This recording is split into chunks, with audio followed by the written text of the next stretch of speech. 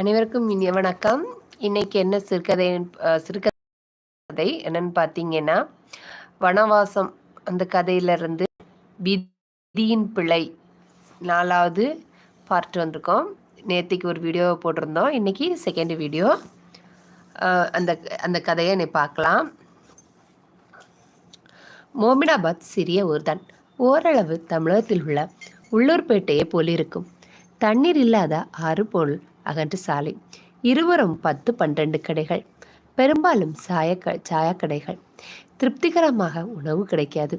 விவசாயிகளை முன்னிட்டு அங்கே இந்த மாநாட்டை கூட்டியிருந்தார்கள். சிறிய மண்டபத்தில் மாநாடு.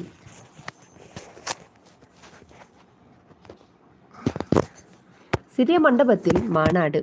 பிரதிநிதிகள் 50 பேர் இருப்பார்கள். பேச்சாளர்களும் தலைவர்களும் 20 பேர். மேடையில் இருப்பவர்கள் மேடையிலிருந்து கொண்டே பீடி பிடித்தார்கள். கீழே இருப்பவர்கள் கீழே இருந்து கொண்டே பீடி பிடித்தார்கள். ஒரு பேச்சுக்காவது கைத்தட்டல் விளக்கானோம். ஆனால் அந்த கட்சி இன்று வரையில் 4 பாராளுமன்ற உறுப்பினர்களையும் 20 சட்டமன்ற உறுப்பினர்களையும் கொண்டு வந்து விடுகிறது.